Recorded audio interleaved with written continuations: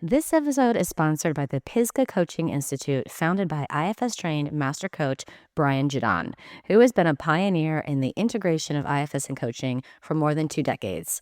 Brian and his faculty teach a blended methodology for clarifying and living into a vision of any kind. Enrollment is now open for his 2026 training. To learn more, go to pisgahcoaching.com. That is PISGAH coaching.com. Welcome to The One Inside, an Internal Family Systems podcast. I'm your host, Tammy Sollenberger, author of The One Inside, 30 Days to Your Authentic Self.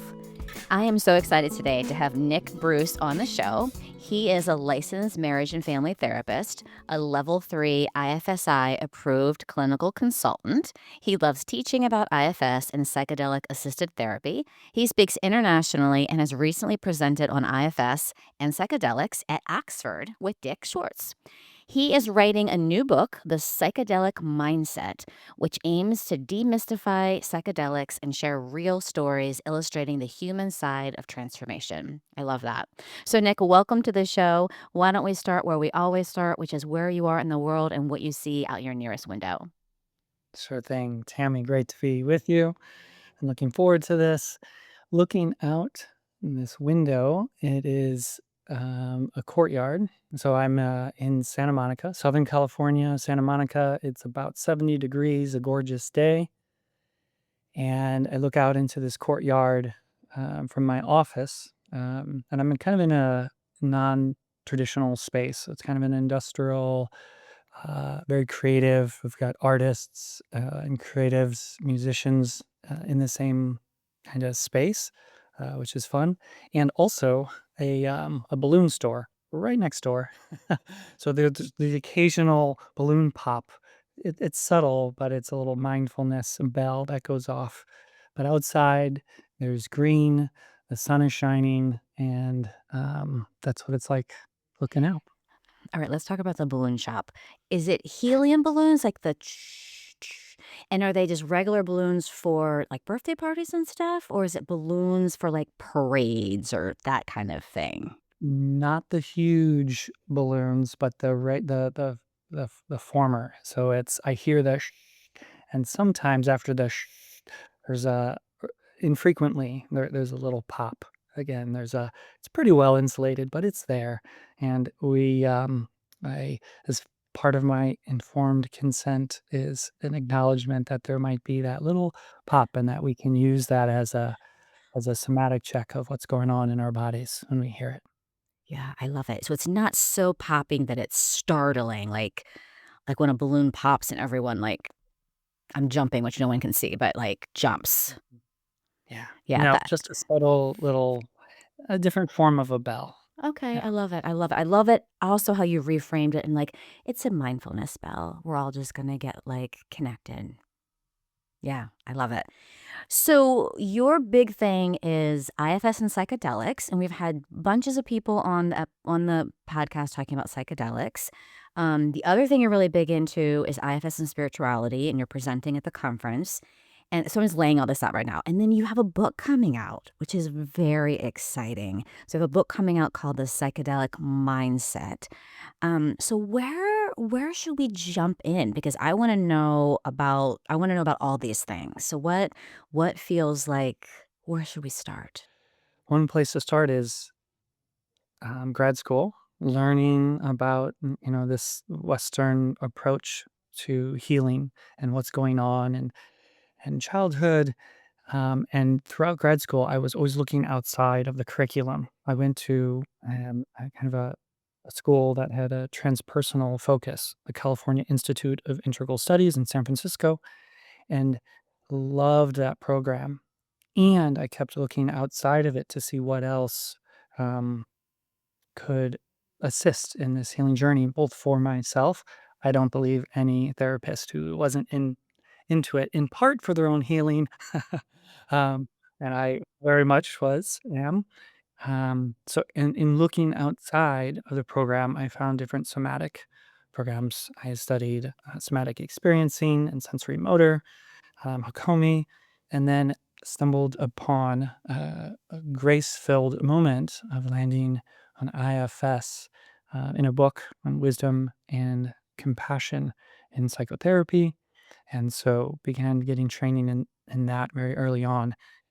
And then jumped to 2015. I was already established in private practice and had been trained in and already certified in internal family systems.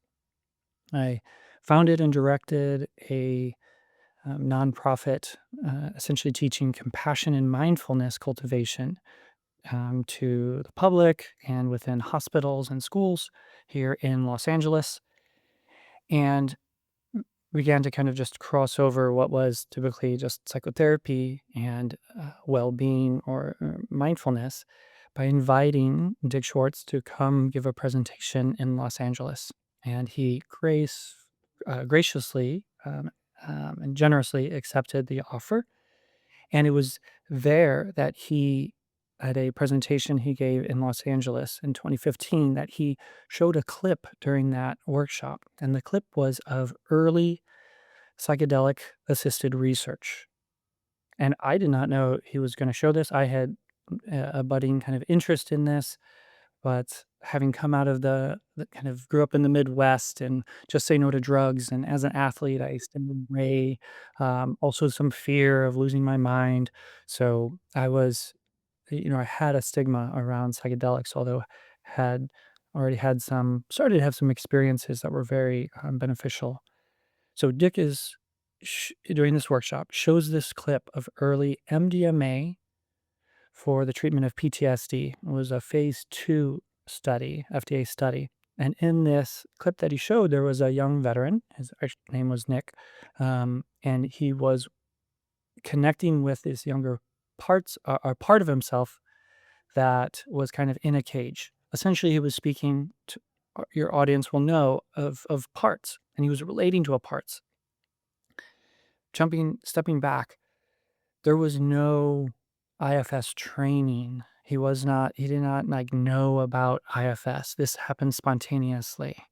And one of the clinicians who was in that clip, his name's Michael Mithofer, who was the PI, the principal investigator of many of the studies of MDMA for PTSD. He was trained in IFS, but didn't explicitly bring that into the curriculum. Specifically, didn't want to like bake that into the curriculum.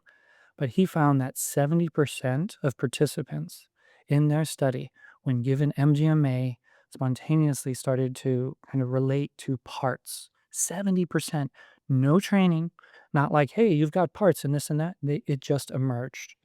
So here I am watching the workshop that Dick is giving it in Los Angeles, and I am seeing this young veteran get to places and relate to essentially his trauma in a way that I knew. I was a therapist long enough to know that is hard earned in traditional therapy. And here's this medicine that is helping him essentially accelerate his healing. So that was a big moment in kind of my timeline. After that, I put out a search or a beacon that I was very interested in a psychedelic assisted work. And I had the good fortune of being scooped up by the group that was already being formed here in Los Angeles. The MAPS stands for the Multidisciplinary Association for Psychedelic Studies. This is um, the leading group. It's a nonprofit that was leading the research to make psychedelics available for therapeutic use.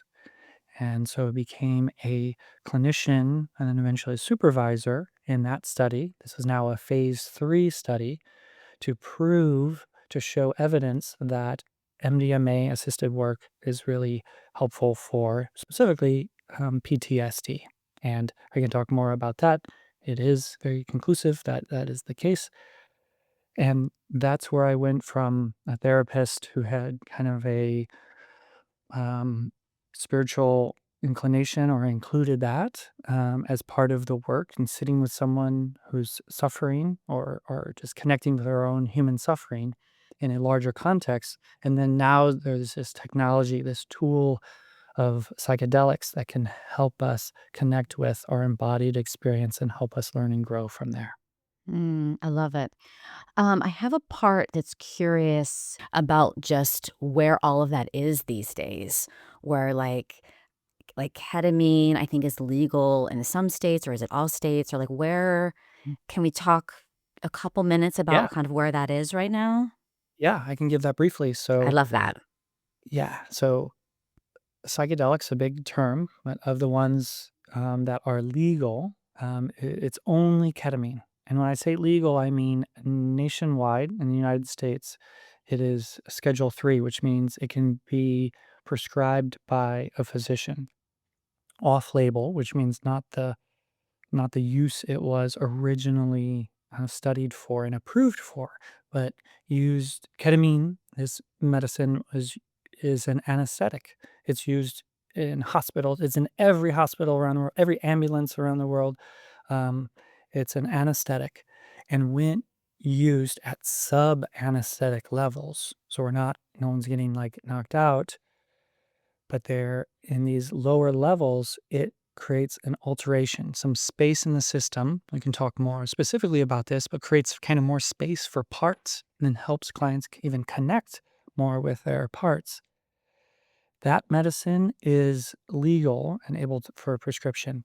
MDMA, and I spoke about before, this medicine, while it's on its way, and kind of zooming out, see that I feel it's inevitable because of just because of in working with it and knowing its heart opening um, components or the effect of the medicine is so helpful. It's inevitable to be more widely available. But currently, MDMA, psilocybin, LSD, and any other psychedelic we've heard of are Schedule 1, which in the United States means that they're quote unquote like no medical use and prone to abuse, which is bananas.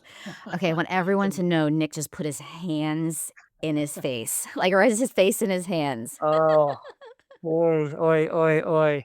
Yeah. So a lot of these medicines can actually help with addiction, and they can certainly help us see what we need to see, which means pattern recognition within our own life, aka parts and those kind of parts mindsets. Mm, They can help us feel what we need to feel, which, as we mm, know, many parts, protective parts come up to help protect us against feeling the intensity of certain mm. experiences that happened a long time ago. Help us see what we need to see, feel what we need to feel, and thus heal what we need to heal so that we can live more self led. You should write that down, put that you still editing your book, put that in your book. Um, and so tell me about the relationship between that, being able to experience that and heal that, and spirituality. Like, tell me about how those go hand in hand for you personally or what you're seeing. Yeah. So these medicines that we're already talking about, and I'm happy to call them medicines or drugs, but it's really the intention that we bring to them, and the overall intention, I believe, and experience, as are we using them, or are we partnering with them to move towards ourself or to move away, Hmm. and understandably and a compassion filled understanding of wanting to move away from pain, right? No one's going to like say, "Oh, we shouldn't move away." Yeah, of course we want that, and that's an option. But what I'm most interested in is using these medicines, partnering with these medicines to turn towards what needs our attention. Um, and what tends to happen, different medicines kind of mediate this in different ways, but it can open us to something beyond what we've already known. And one way to think about like just the mystery we find ourselves in or spirituality is kind of it gets to the limits of what we can quantify, qualify, scientifically prove, have language for, is commonly acceptable. There's that, and then there's kind of what's beyond that. And then there's our relationship with that, let it be personal or kind of collective. So, psychedelic medicines can occasion mystical. as some of the language they use in the research, mystical or spiritual experiences. This is where it starts to get inevitable. So it's kind of hard to put words to, because again, it's a bit outside of our kind of regular wheelhouse of this is my life and this is a sensation and that's pain, and that's how I kind of understand that cognitively. But when some of these um, edges or limits of our mind kind of get softened or fall away, or another way to say it is, let's say our heart expands in a way where we're not scared as so much, and kind of think of um, a like having never been heartbroken, loving like you've never been heartbroken, or at least that felt sense of that openness of like, this feels so good, and openness as if we're not going to get hurt, or not knowing the risk of it. And so we can have a experience of that, a reminder of that capacity within all of us. And I speak to this in terms of reference points. So medicines, I'm not suggesting these psychedelic medicines are for everyone, and they're certainly not for like daily use, or we can talk about the use frequency and again, kind of our relationship with them. But they can create reference points of turning towards ourself and feeling aspects of ourself. And particularly with your audience, it's easy to say, with just self energy. They can help amplify our connection with self energy that is already here, and then that can and kind of the mission of the book is really to not leave it at that. And even with or without psychedelics, how we then take it into our daily life and do the practices that really inform this more heart opened, fully more embodied way of living. Okay, I want to talk about the practices. Yeah, let's talk about the practices, and then I can You're a and very then the good question will teacher come to me, and I'm sure. explain things very well. Sure thing. So How often can someone practices do this? And what do you think of that I just microdosing? referred to So, how essentially often? are IFS. It's I'll talk about it in terms of, so let's say someone has a psychedelic experience, whether recreational or in a therapeutic setting, and they don't have kind of the IFS framework. That is no doubt, and I know it to be potentially very helpful to to expand their perspective, to gain some insight. Um, and I need to add another caveat here. I don't think IFS is the end all be all. I combine multiple modalities myself. And what I have found, the IFS model is so extremely synergistic with the psychedelic space, and how to work with how to actually prepare, how to be in, how it informs being in a psychedelic altered state, and then very importantly, how to be with the experience post, when the medicine wears off, post experience. So the for, if again, this is just the preparation, the main headline there is to check in with parts. Check in with parts. There will be parts that have opinions, ideas, and fears about working with medicine. Some of those fears might be just it may not be as good as it was other times, or it might be clinging to a past experience. It might be, buried under a lot of stigma of things they've heard and things that have shown up as the news of somebody did something terrible. Oh, and by the way, they were on drugs, or somebody died and they had this in their system. So this is held in a very different way, and the preparation is key. Part of the informed consent is that this is going to be an expansive experience, and knowing that there's a plan to be with parts as they arise and to integrate them, how to stay and be in and develop relationship with whatever arises. So that's the preparation, the actual navigation or the journeys when medicine is involved in the session. I tend to use more often a lower or medium dose. In private practice, it's ketamine. In the research I've done, it's been MDMA and psilocybin. That's magic mushrooms. But it's a lower dose. And just to distinguish there, two terms, psychedelic dose, think of like eye shades, music, and blast off, going on a journey, mostly symbolic. So dreamlike and kind of symbolism, although I say dreamlike, and dreams can be like this too. The phrase realer than real comes up often. Like, whoa, I don't know what I was doing there, but this seems like really real. So, can talk more about that. That's the psychedelic dose. Another form of dosing, which I do more often, is the psycholytic dosing. So this is compared to that, a moderate or a medium or small dose, which creates an alteration, an altered state, more space in a system. And I can talk about different medicines and how that shows up, but it's not that full blast off. But with the space that it opens up, we're able to relate to our parts in a likely enhanced way. For this audience here, just more self energy online, being bathed in self energy, then we can relate with our parts, the protector parts, that, of course, that have been working so hard, and they can share why they're working so hard. And it also tends to have this ability to see the system at work. We can see, oh, I see when that part steps back, this other part steps forward. So, give examples of that.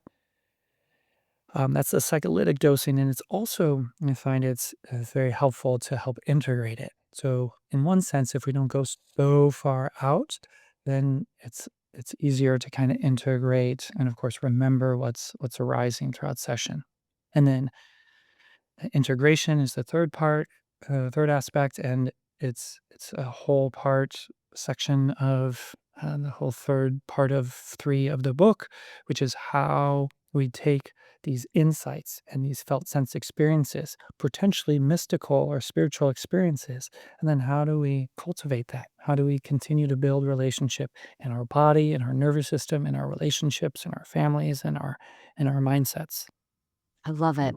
You're a very good teacher and explain things very well. So I did remember what I was going to say, which lines up exactly with what you just said. How often, you said this earlier, so how often can someone do this? And what do you think of microdosing? Yeah, I know what I said that, just stirred that.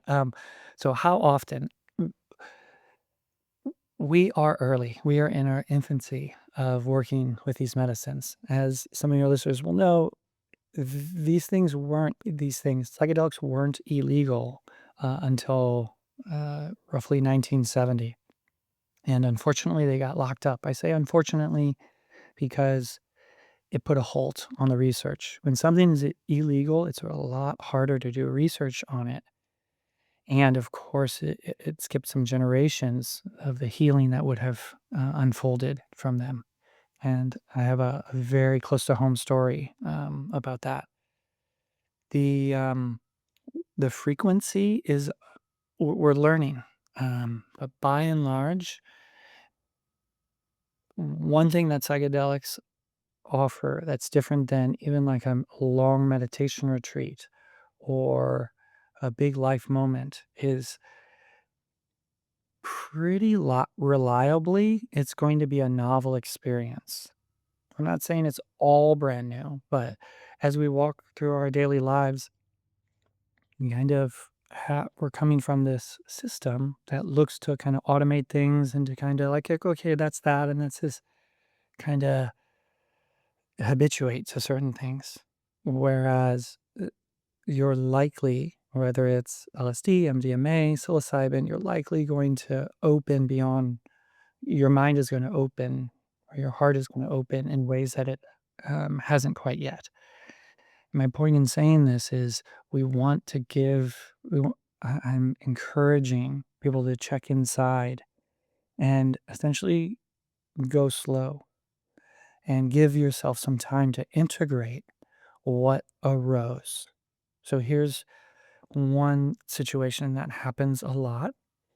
which is someone's bopping along in their life and they take a psychedelic and they feel something much more, or they have this big insight and they relate it to, oh, well, the medicine must have given this to me, so I should take more medicine, then I'll heal faster, and then I'll keep just, and then it becomes, next thing you know, they've clocked 100 ayahuasca session, which that might have been very useful for them. Well, in my experience, I think giving it some space and letting the focus be on the integration of what's arising is really helpful. So there's no set time or space. I can say in the MDMA for PTSD research, which by the way, this was not your garden variety PTSD, if there is such a thing. But most people that qualified for this study had, on average, 14 years of PTSD, and it was labeled severe PTSD. Many of them had to taper off medication that they were on to manage the symptoms.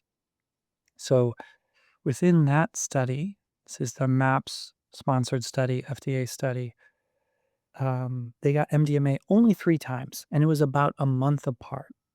And if I put out just like a general, um, timeline, I would say at least a month apart, and that month apart was not just, "Okay, I'm gonna put it on the calendar for next month." It was hours of integration, hours of meeting with 2 therapists for integration. So, ultimately, ideally, it's a self-led decision from the inside of like, wow, does it feel like I've kind of landed and processed that information? And am I called to work with medicine again? Um, and wow, certainly some parts can arise there. It's like, no, let's go, or hell no, never again. So the Yeah. whole range. I love it. Yep. I love how you said that medicine can be like the intention's really important. Like it can be like a turning towards, like am I turning towards my parts? Or it can be, which I'm a super fan of, and I'm going to be talking about the conference, or it could be checking out. And so it sounds like if with so much beautiful prep work and so much integration that really helps the not be a checking out experience. It's just like that turning towards and more connection.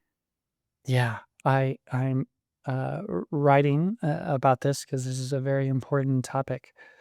You can talk about it in terms of self energy, or kind of non dual awake awareness energy. And there's the difference, and we can grow in our discernment of are we resting in awake awareness or self energy, or are we disassociating, or are we bypassing in some way? Bypassing can be either kind of spiritual bypassing or intellectual bypassing, kind of thinking amazing thoughts.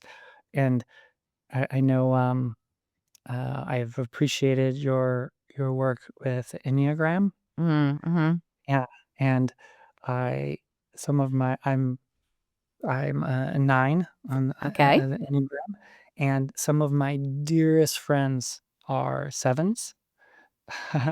And I've noticed in them kind of this, um, inclination to kind of stay in the light. Oh, yeah. Yeah, Yeah, if that makes sense, yeah, yeah. and so, as far as the resting in self-awareness, disassociating, kind of numbing out, shutting down, not feeling, or this kind of bypass of just the light, kicking out the shadow or bracing or not tending to the shadow. So all this can come up. Psychedelic medicines, even IFS in a way I definitely know it to be kind of a potentially a psychedelic or at least altered experience from our daily way of relating. So these are all things, and I again appreciate your inclusion of the Enneagram to help us know ourselves better. Yeah. Oh, I love that. Um, I have 2 thoughts.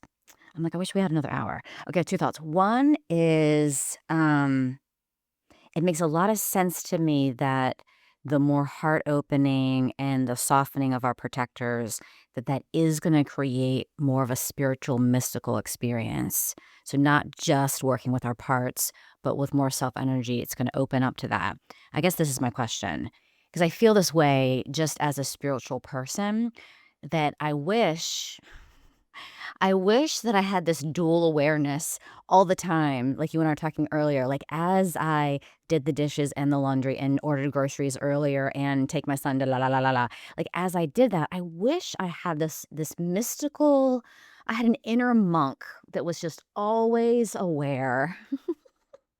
And it doesn't happen. Like my inner monk only comes up when I'm gonna like purposely sit and meditate or when I'm with my clients sometimes. But it's like I would love to have a little bit more inner monkness in me. Uh-huh. Great. So, oh my gosh, so fun. Um, so as you mentioned, I'm presenting at the IFS conference on spirituality and IFS. Also, shout out to Ann Cinco, who is also presenting our spirituality and IFS, and I'll be in the front row for that. She is incredible. Um, and one of the things I'll be speaking of is kind of to this question of, and I love the phrase inner monk. I might borrow that.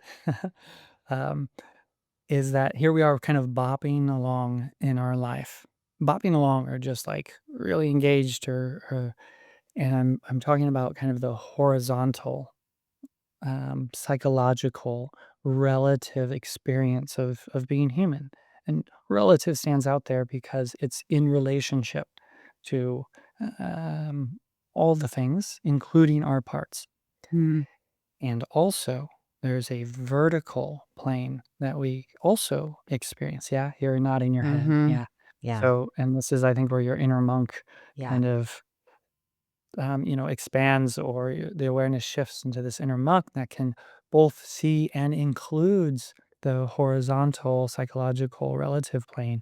But there's also this vertical, we could call it self or kind of unconditioned or ultimate um, knowing, not knowing. This is tends to people refer to it as mystical, spiritual aspects of life, and so I am also very interested in. Um, well, in one sense, we're all living at this intersection, and our focus can be on different places. So, kind of back to practices, it kind of the work puts it on the map for people, puts it in kind of the forefront of their mind that, "Oh, by the way, you can access that. You can check in." Tammy, you can check in on that inner monk, um, um, and even build that into a kind of a compassionate or a gentle kind of daily practice. I see the space that you're in, you might put something that you already have there just in a different place. And it'll work for maybe about a week or so. But you have something out of its usual place, which I'm a big fan of kind of disrupting the things we're habituated to in order to habituate towards more openness or to habituate towards turning towards this vertical level. Again, from what we spoke to earlier, not to live in a vertical it's just not the whole picture. We have these bodies, we have the relationships, we have things that we don't want, we want things that we don't have. We have this kind of humanness to our experience, and the access and even the willingness to turn towards that vertical or self energy helps us be here as humans. It's so funny what's happening for me right now because I think my inner monk is like, finally, someone's listening to me. And then I have these like really girl parts that want to like focus on dating or something. And they're like, oh my God, what are you doing? Yeah. So I'm just noticing and smiling at these two very, very different parts. What would it be like to have your monk part along with you on a, let's call it, theoretical date? I Could love that be that included? question. Yeah. I just heard it needs to be included, right? Like if someone Mm, is going to get to know all of me, that's right. then we can't do what we've done in the past, which is I say I put parts in the barn. So this is totally. personal. So I put parts in the barn in order to stay in relationship. And so it was very clear to me as I can't do that anymore. And so if I was going to go on a date, then my inner monk has to be there. Wow. I Wow. have goosebumps and my eyes are starting to water at the felt sense of your willingness to include your monk part clearly from a desire to be fully seen, heard, and felt. Yeah. Beautiful.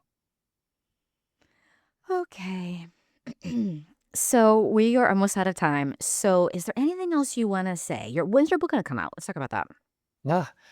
Yeah, I'm really excited about this. I have had an army of parts that have said things for decades that something like, everybody knows this. You don't have to share this. Or like, if you share this, it's essentially more vulnerable because, of course, in my book, I'm sharing some of my personal journeys. Um, it's definitely not a memoir. It aims to demystify the psychedelic assisted therapy experience. So, and it's actually with or without partnering with psychedelic medicine. It is IFS heavy, meaning that is my main therapeutic orientation. And I give many examples of working with people in the context of therapy in IFS with medicine, psychedelic medicine, and I give a few without and show those kind of non-ordinary states that can arise without psychedelic medicines, particularly with internal family systems. And along the way, my hope is to shift the focus from the medicine to what the medicine is connecting us with inside of us, aka self energy, and then not just leaving it as a peak moment or a peak experience, but how to harvest what arises when medicine is on board or in our system, and then how to take that lovingly, courageously, and with some commitment and grit into our daily life. So it comes out in 2027. It's with HarperCollins. I'm having an incredible, expansive time writing. It's drawing so much more out of me. It's been quite a journey. Amazing, amazing. I'm super excited about that. We might have to have you back on when it comes Oh, out, like, I'd love to. officially, right? Yeah. Yeah, yeah. Yes. Well, let's go ahead and wrap this up for now, and then plan to meet again in a year or so. And I'll ask the question that I always ask at the end: if you weren't doing all the work you're doing, and you had to do something different, what would you do?